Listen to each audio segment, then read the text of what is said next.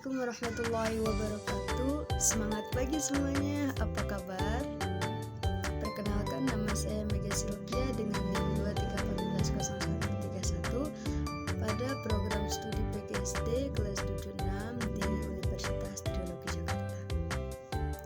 Pada kesempatan kali ini saya akan memaparkan sebuah penelitian saya. Saya akan memaparkan sebuah pemaparan yang mana ini disusun untuk memenuhi tugas ulangan tengah semester saya pada mata kuliah kurikulum terpadu dengan dosen pengampu Dr. Febrianti Yuli Sastriani SPD MD. Jadi pada kesempatan kali ini saya akan memaparkan hasil penelitian saya pada matkul kurikulum terpadu. Jadi, kurikulum terpadu adalah sebuah pendekatan pembelajaran. Jadi, kurikulum terpadu adalah sebuah pendekatan pembelajaran yang mengintegrasikan berbagai disiplin ilmu dan aspek pembelajaran, baik antar mata pelajaran maupun satu mata pelajaran. Untuk apa? Untuk memberikan pembelajaran yang bermakna dan terhubung dengan dunia nyata. Nah, pencapaian tujuan pembelajaran yang pertama pada kurikulum terpadu. Jadi, kurikulum terpadu itu bertujuan untuk membantu siswa. Membantu apa? Membantu siswa mencapai tujuan pembelajaran yang lebih komprehensif, termasuk tujuan kognitif dan pengetahuan, tujuan afektif dalam sikap, dan psikomotorik dalam keterampilan. Nah, yang kedua, tujuan pembelajaran yang mana pembelajaran bermakna. Jadi pembelajaran bermakna itu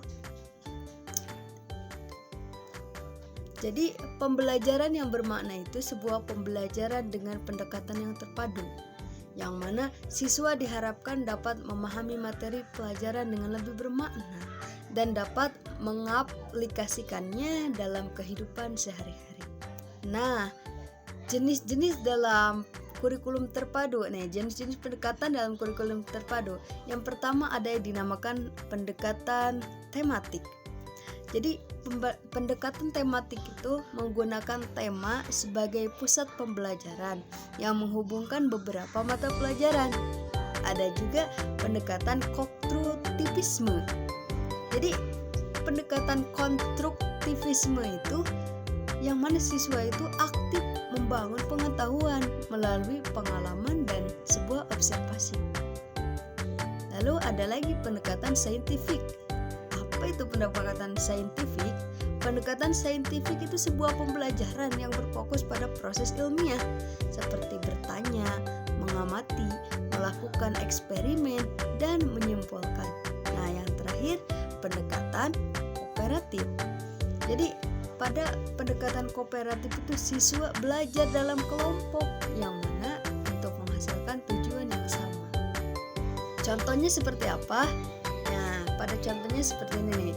Dalam kurikulum terpadu, pelajaran sejarah dan geografi itu dapat diintegrasikan dalam pembahasan tentang peradaban Mesir kuno, sehingga siswa itu dilatih untuk belajar tentang sejarah, lokasi geografis, dan aspek budaya peradaban tersebut secara bersamaan.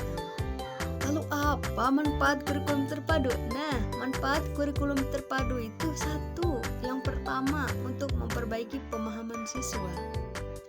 Lalu, untuk meningkatkan motivasi belajar.